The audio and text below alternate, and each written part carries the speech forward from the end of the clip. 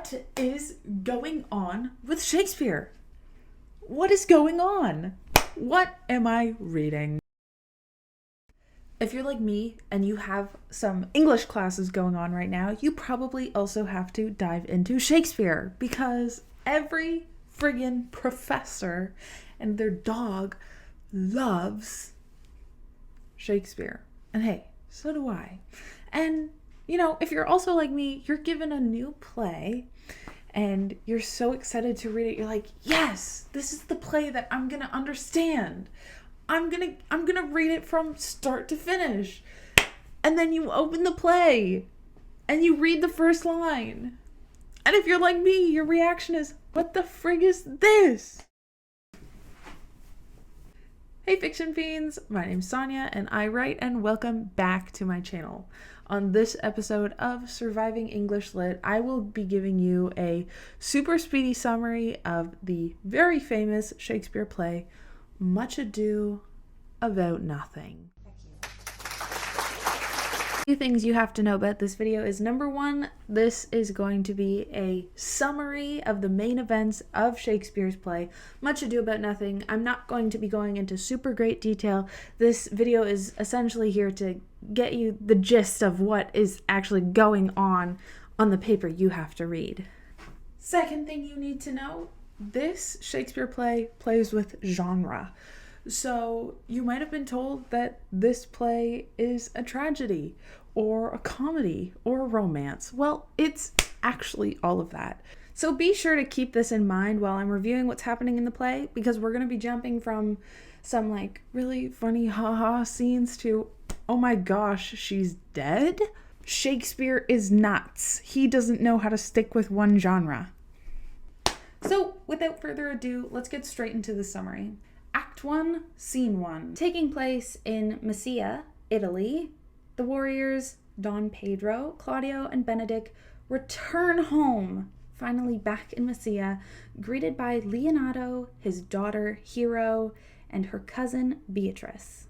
Of course, it's Beatrice and Benedict that already know each other, and upon arriving back in Messia, the first thing that Benedict does is insult Beatrice, and she shoots it right back at him. They're just constantly duking it out. They're always fighting. They hate each other. While Beatrice and Benedict are absolutely slamming each other, it is Leonato who pulls Don Pedro aside and says, "You, Benedict, and Claudio are welcome to stay in my humble abode for 1 month." And Don Pedro goes, "I would love that. Thank you so much." So Don Pedro goes back to his posse of Benedict and Claudio and says, "Hey guys, we're staying with Leonato for a month." And obviously they agree.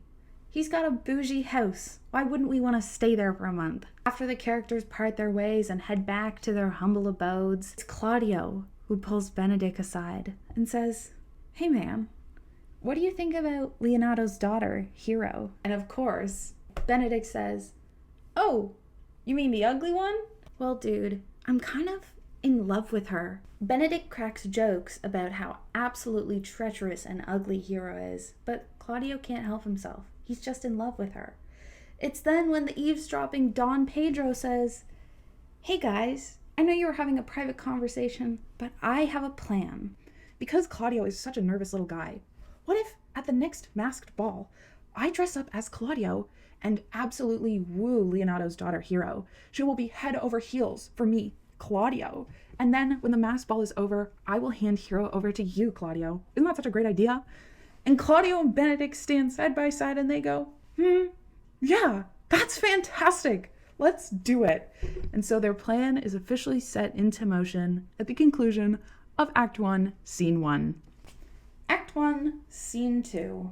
Leonato is nudged by his older brother Antonio and is told, "I think I overheard Don Pedro confessing his love for your daughter to his friends, Claudio and Benedict." In actuality, it's Claudio who's fallen in love with Hero, but Antonio's hard of hearing, and he thought Don Pedro was admitting to his love for Hero, but in actuality, Don Pedro is simply posing as Claudio in the upcoming masked ball, where he'll pretend to be Claudio and get Hero to fall in love with him. But Leonato clues in and says, "You know what? No, I won't believe it until it happens. I am not going to believe this foolishness until I see it with my own eyes. But at the same time that he doesn't believe what his older brother is saying, he also goes to his daughter Hero and informs her that, little Don Pedro might be proposing to her. And that concludes Act 1, Scene 2. Act 1, Scene 3. Don John, a completely new character in the play, is Don Pedro's significantly less intelligent, significantly less meaningful, illegitimate younger brother. And obviously, as an illegitimate younger brother, Don John hates Don Pedro. And so, upon one of Don John's servants hearing of the true plans of Claudio, Don Pedro, and Benedict, Borachio tells Don John, "Hey, Don John, I think that your brother is going to pose as Claudio to woo Hero, Leonato's daughter, over for Claudio because Claudio is too nervous to do it himself." Unlike Leonato's brother, Antonio, Borachio, Don John's servant, hears the plan correctly. And to this, obviously, instead of being like, "Oh man, that's such a stupid, crazy plan. Why would Claudio not just gain a bit of confidence and do it himself?" Don John says, "We must ruin this immediately." And that concludes Act 1, Scene 3. Act 2, Scene 1. The masked ball is beginning literally now. So supposedly, according to the types of masks that are being worn and the clothes that are being adorned, nobody can tell who is who. Well, except for Benedict and Beatrice, because they can hear each other's annoying voices from across the room. And it just so happens that Benedict and Beatrice are paired up with each other. Straight away, Benedict hears Beatrice speak and goes, "Not her." And as soon as Beatrice hears Benedict speak, she goes, "I'm stuck with this guy, you gotta be kidding me." So you're probably thinking that they both admit to each other's identities and recognize that, they're dancing with each other. "Hi, I'm Beatrice. I know you're Benedict. Let's admit it." No, that does not happen, in fact. Instead, Beatrice plays dumb and pretends that she has absolutely no idea that she's dancing with Benedict and proceeds to insult him to his face. And to his absolute surprise, Benedict cannot comprehend the fact that Beatrice doesn't recognize who he is and instead takes these insults like hits. Dish, dish, dish, dish, dish, dish. And while Beatrice and Benedict continue to battle, off in the corner, Claudio sulks because he's too shy to dance with anybody. But it doesn't take long for him to be found. Don John, the evil, illegitimate brother, approaches Claudio with plans of destroying Don Pedro's entire reputation. Don John leans in real close, a little too close for comfort, and says, "Hey, my friend, I see that Don Pedro is over there dancing with the love of your life, Hero. A little birdie told me that Don Pedro is actually deeply in love with Hero, and he's going to court her for himself." And this is where stupidity strikes, because Claudio is upset. Now, the whole plan between Claudio, Don Pedro, and Benedict is for Claudio to scamper away and sit in a corner, while Don Pedro, who dresses as Claudio, does all the work for him. Claudio should know, yes, Don Pedro, who is dressed like me, is actively telling this beautiful young lady, Hero, that he is truly in love with her and that he wants to woo her and he should be flirting with her because he's supposed to be winning her over for Claudio. But upon hearing that, yes, Don Pedro's flirtatious acts are working, Claudio gets sad and angry and confused, and he's all like, "I can't believe this is actually happening to me." But don't worry, not even 50 lines later, Don Pedro scampers over to Claudio, who's still sulking in the corner, and goes, "Guess what, Claudio? I won Hero over for you. This is perfect." And then Claudio's like, "Oh, huzzah. Thank you. I can't believe you've done it." And he completely forgets that he was angry at Don Pedro. And then, because this couldn't be crazy enough, Don Pedro overhears that Beatrice believes she will never marry. And this should be clicking in us readers' heads, because earlier on in the play, Benedict also mentions that he feels he'll never marry. Hey, let's sit on that information and save it for later. Anywho, coming towards the end of Act 2, Scene 1, Claudio and Leonato converse. Just to remind you, Leonato is Hero's dad. My dad! Wookie, wookie, wookie! And as Claudio and Leonato are going back and forth, Claudio mentions, hey, I'm literally in love with your daughter, and I just wooed her over at the masked ball, or whatever. Can we get married? And Leonato thinks that Claudio and his daughter Hero are an absolutely divine fit. Yes, you shall be married. So Claudio goes, epic. Can it happen tomorrow? Leonato says, no, next Monday perhaps. What? Not tomorrow. Claudio sulks for a moment, as he typically does, and in the fleeting seconds that he realizes it will be a week to the day on a Monday when he gets married, he decides that he needs to find something to do with himself. So he decides, along with Don Pedro and Hero, that he wants to help Beatrice and Benedict find the love they have for each other. What? Claudio, why couldn't you just, read a book? Go on a hike? No. He's banding together with half the other characters and setting up a secret blind date for the two people who hate each other most. But hey, everybody loves a good enemies to lovers, am I right? And that concludes Act 2, Scene 1. Act 2, Scene 2. Don John is absolutely defeated, depressed, hollow, upon hearing that Leonato's daughter, Hero, is going to be made the wife of Claudio in 1 week's time, as per Don Pedro's brilliant plan of wooing her. And so, seeing his master so depressed, the servant Borachio goes to Don John and says, let's ruin this wedding. Seeing as Borachio's lover is Margaret, one of Hero's servants, Borachio has plans to dress Margaret as Hero. And the night before Hero and Claudio's wedding, in 1 week, he will make love to Margaret, who is dressed as Hero, on a balcony where many people can observe.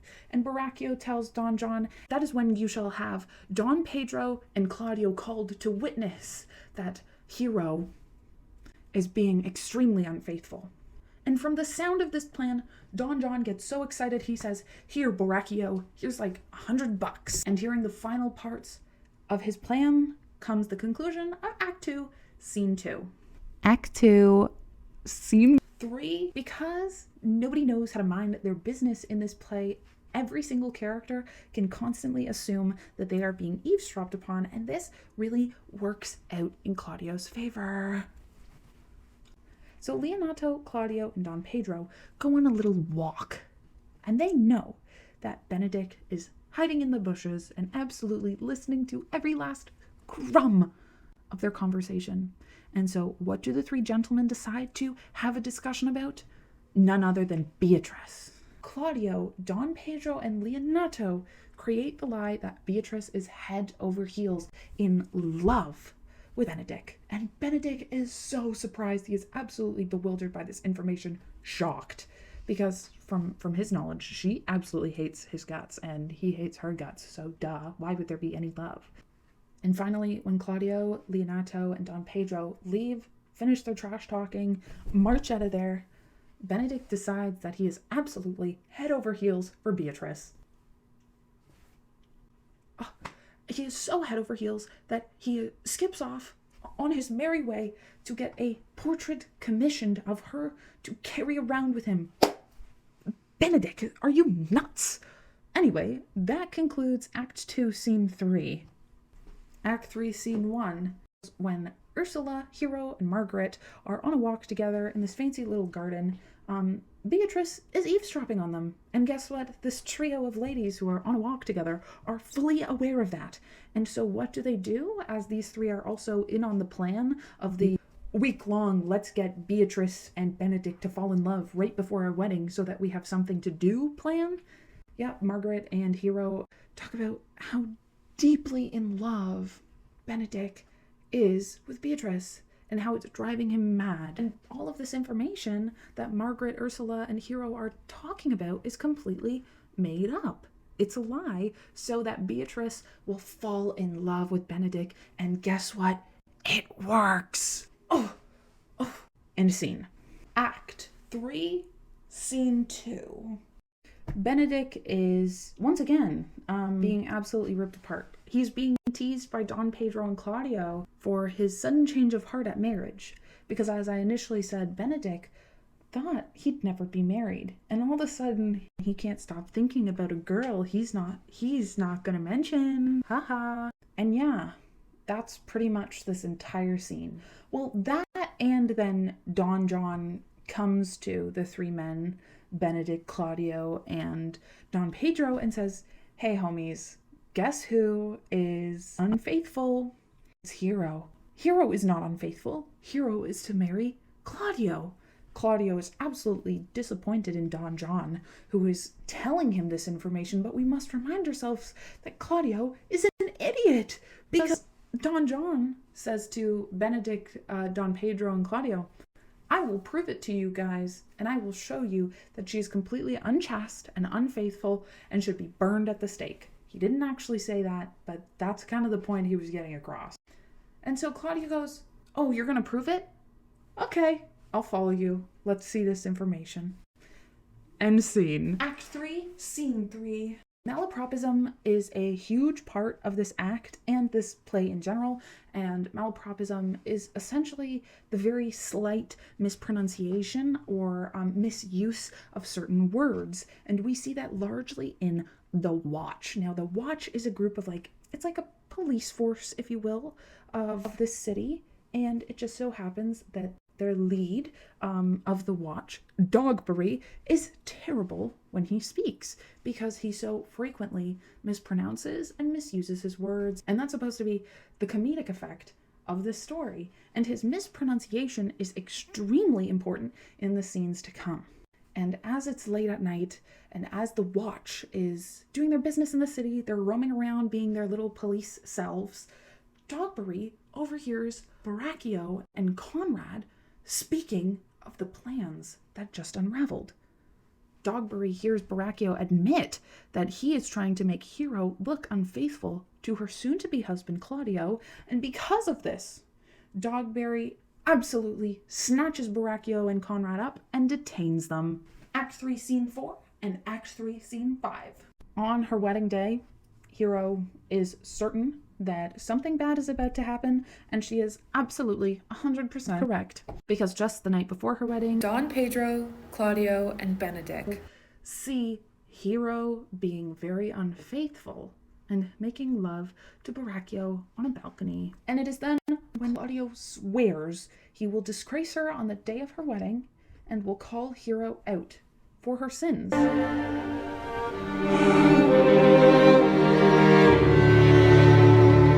With the two criminals detained, Dogberry brings Conrad and Baracchio to the feet of Leonato and exclaims that these two are the reason why Hero is being seen as unfaithful on the day of her wedding.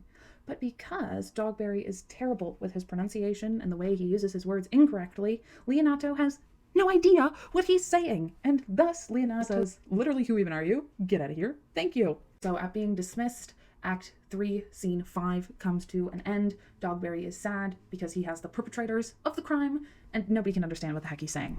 Act 4, Scene 1. Meow. At the altar, Claudio rips a strip off of Hero. He absolutely destroys her character.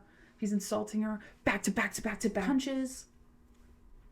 And he concludes by saying, and that's all because you're unfaithful. And so with that, Claudio leaves Hero standing at the altar all by herself. And of course, having absolutely 110% no idea where this came from, Hero is flabbergasted. Leonato is fuming with anger. And even the priest is going, what the heck is going on, guys? I thought this was supposed to be a nice wedding. To sum up the events of Act 4, Scene 1, Hero passes out. She faints after hearing how her soon-to-be husband just dismantled her character. How he just insulted her. How disgraceful, Claudio. But, I mean, he thinks she's unfaithful, so.